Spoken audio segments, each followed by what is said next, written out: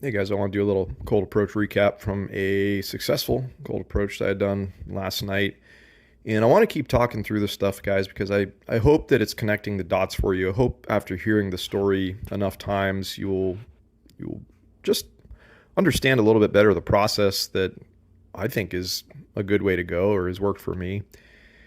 So the first thing I want to tell you guys is that the last couple recaps I made, and certainly I haven't been recapping like every single time when I go out and do this, but I still contend to you guys try to make one per day, one each time you go out of the house if you're feeling up to it. Remember, I've talked previously about you being in the right energy, having a lot to do with the situation, but most days of your life, if you're able and you're up to it, try to do one good one a day. But as I've said before, a lot of this is unfortunately to an extent a numbers game. Of course, you're going to have more fails and misses than you do hits.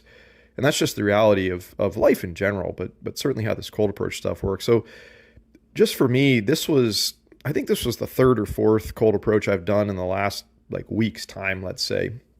And the others previously were not what I would call complete successes because I didn't end up getting the number. It turned out that the girls in every one of the scenarios had said that they had boyfriends, and whether or not that was true or not, or whether or not they just weren't feeling me and my energy, either way, it didn't pan out. So in that regard, you might call it a fail. But I always try to remind you guys too, consider it a success. Like anytime you go up and do anything, you try anything, and you have a conversation, you get to hone these skills, and you get to see this stuff in the works, and it's making you better. Even if you don't walk away with a phone number, even if it's not going to go anywhere, you still need to consider those a win, and I certainly do. So when I say success versus not, I'm just talking about, hey, did you get a phone number, and is it potentially going to go anywhere for you, and let's go from there, kind of thing. So as I said, this was number 4 or 5 or something this week, and a lot of the same stuff I've always talked about, guys. It always starts the same way. I went into a Target at the end of the day, just had to grab a few things.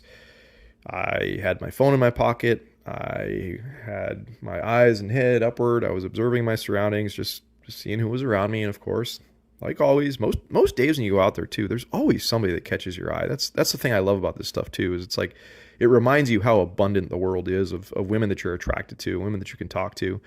Every day there's women out there that I'm attracted to. So like I said, same thing. Saw her in Target, made a couple passes, tried to see if she had a ring on her finger, just what was her energy state. She was kind of slowly meandering through the aisles, so there was certainly opportunity to make an approach versus the ones that I've talked about in the past where they're just scurrying around like a rat in a rush. It's hard to make something happen in those situations. But I walked up to her, said the same thing I always do. Hey, you look like somebody that I remember from a previous school or whatever. And that just started the conversation, broke the ice. You graduate really quickly out of that moment into, oh, okay, you've got a twin out there. I guess you weren't that person I thought you were, but where are you from? And, what do you do around here? And tell me about that. And it ensues to talk a little bit about, their lives and what she's got going on. And another really big green flag that I always look for is there a point in the conversation where she starts asking you questions? That's a very good indicator. But also along those lines too, you're hopefully reading her energy all the way along. And you're looking at her body language. You're looking at the tone of her voice. Is she trying to get the hell out of the situation? Is it awkward, or is it like a nice, pleasant, like easy conversation? It was all those things for me in this situation. And like I've always said before too, guys, 5 to 10 minutes is all you need to do. If it's still going okay at the 5-minute mark, I always extend my hand and I say, by the way, I'm Mike. What's your name? You shake her hand, and I've made a whole talk before on this and how to shake a woman's hand. You shake it firmly, almost to the point of, I would argue to say, where you actually might feel like you're shaking it a little bit too hard, but give a firm handshake. It says a lot about you as a man. Go back and listen to that talk if you want more elaboration on that. I think it's a very important point, but I always get a positive reaction from women when I do this. But you shake your hand, you shake the hand, you introduce yourself, and then the other thing I've said before previously, you look her dead in the eye, okay? You don't break your stare. You don't look down at the ground. You don't look away. You look her straight in the eye, and you say something like this, what I go with. Hey, this is really random, but would you be interested in having a cup of coffee or something sometime with me? And see how they react. And a lot of times, that's the point in time where you might get the, oh, I'm sorry, I have a boyfriend or whatever. But the times when it has worked out, a lot of times you kind of get this like you're catching them off guard because it's not something they hear every day. But then after a moment or two of thinking about it, they're like, okay, yeah, maybe we could do that. And you just say, okay, great. Can I, is it okay if I take your contact number down? You pull out your phone and you enter her number into your phone. And I'm an advocate of, generally speaking, not hitting the call button right away. Just save the number in your phone. I've also done things before where I've actually like screenshotted the number when right when I put it in, because I've done stupid things where I thought I hit the save button. You walk away and then you look back at your phone and you're like, crap, I accidentally deleted it without saving it. That's really frustrating. So just a small little funny sidebar note from the wise. Don't make the mistake that I've made. But put the number in your phone, politely excuse yourself from the moment. Hey, it was really great chatting to you. We'll catch up soon, or I'll shoot you a message sometime. And you leave and you walk away. And I haven't had a chance to text this girl yet. That's the last piece that I've talked about before, is the when to text. I'm a proponent of not doing it the very same day right after you walk out of there, but within 24 hours. That's been my approach. I'm going to text her about 5 p.m. today.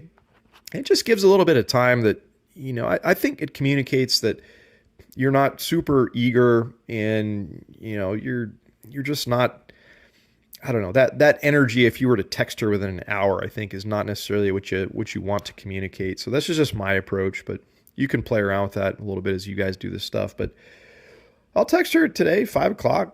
Hey, this is Mike from last night. It was really nice to meet you, and how was your day? Exchange a couple text messages, and then if that goes good, hey, should you have some free time the next week? It'd be great to make good on that cup of coffee or whatever, and go from there.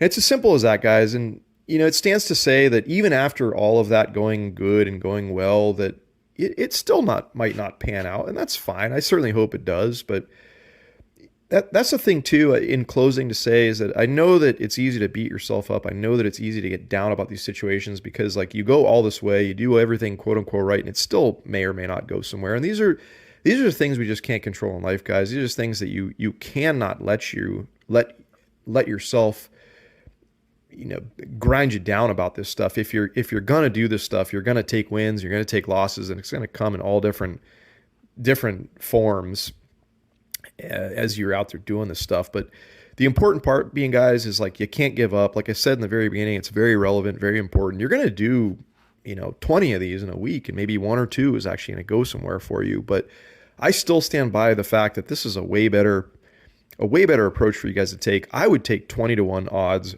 any day versus the like thousands to one odds that you're playing online.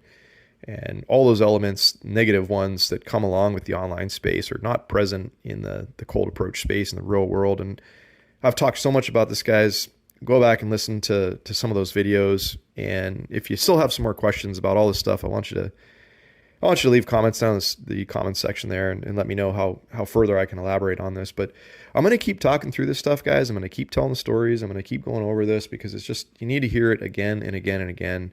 And you actually need to be out there doing it for yourself again and again and again to get better at it, to get good at it, and to make successes, I would say, out of more situations than not. And in the beginning, you're going to be a bumbling idiot. You're going to mess things up, but that's part of learning, and that's just part of the process. So don't beat yourself up, guys. Get out there and try some of this stuff.